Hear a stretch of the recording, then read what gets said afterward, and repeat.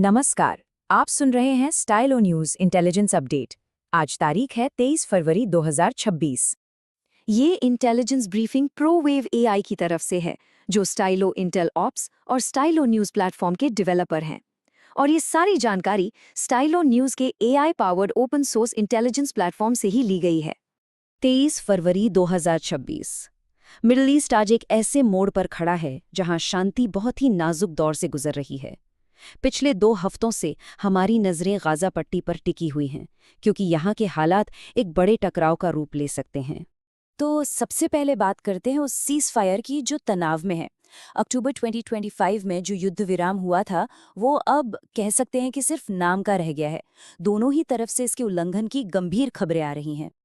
देखिए, पिछले 2 हफ्तों में हालात कितनी तेजी से बदले हैं।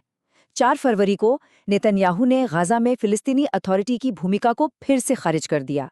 फिर 5 फरवरी को इजरायली हमलों और जवाबी कार्रवाइयों ने सीज फायर के उल्लंघन को और बढ़ा दिया। 11 फरवरी को नेतन्याहू ने प्रेसिडेंट ट्रंप से मुलाकात की और साफ कहा कि पुनर्निर्माण से पहले हमास को पूरी तरह हथियार डालने होंगे।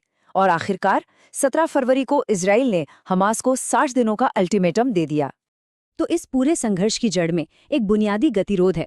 एक तरफ है इजरायली सरकार, जो कहती है कि किसी भी तरह के पुनर्निर्माण से पहले हमास को पूरी तरह से हथियार डालने होंगे और गाजा को विसैनिकृत करना होगा।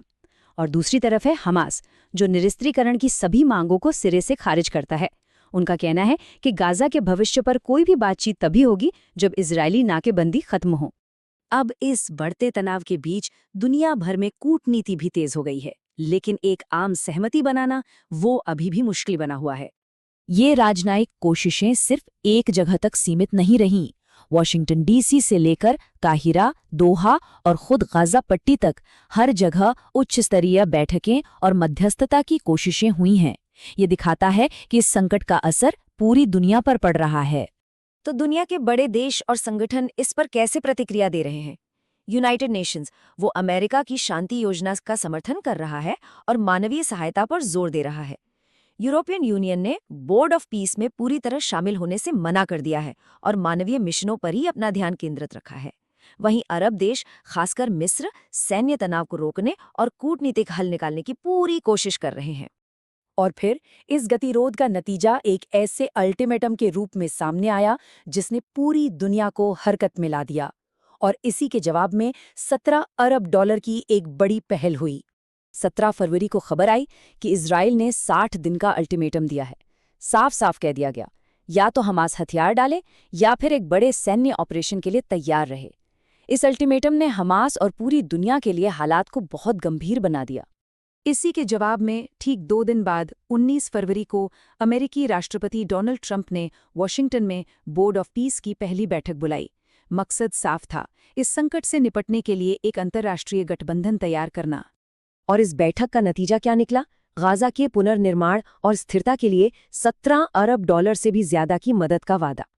लेकिन ये पैसा सिर्फ पुनर्निर्माण के लिए नहीं है। इस बोर्ड ऑफ पीस ने कुछ बड़े लक्ष्य तय किए हैं। पहला, गाजा के बुनियादी ढांचे को फिर से बनाना। दूसरा, हमास के पूर्ण निरस्त्रीकरण की निगरानी करना। तीसरा, सुरक्षा के लिए एक अंतर्राष्ट्रीय बल का गठन करना। और चौथा, ये सुनिश्चित करना कि हमास कर से नियंत्रण हासिल ना कर पाए। तो ये सारे घटनाक्रम हमें आज की तारीख पर ले आते हैं। हमारे सामने एक बहुत बड़ी अंतर्राष्ट्रीय कोशिश है, लेकिन इसका भविष्य अभी भी साफ नहीं है। 47 देश, 17 अरब डॉलर, लेकिन सवाल एक ही है, क्या गाजा में स्थिरता लाई जा सकती है? इस बड़ी पहल के बावजूद इस सबसे बुनियादी सवाल का जवाब आज किसी के पास नहीं है।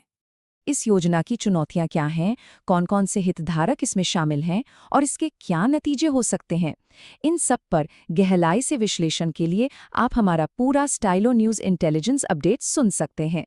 ये आपके पसंदीदा चैनल पर उपलब्ध है, या आप इस पोस्ट में दिए गए लिंक पर भी जा सकते हैं। इस स्टाइलो न्यूज़ इंटेलिजेंस अपडेट में शामिल होने के लिए आपका धन्यवाद। दुनिया भर की घटनाओं पर रियल टाइम नज़र रखने के लिए www.stylonews.com पर जाकर स्टाइलो न्यूज़ को सब्सक्राइब करें।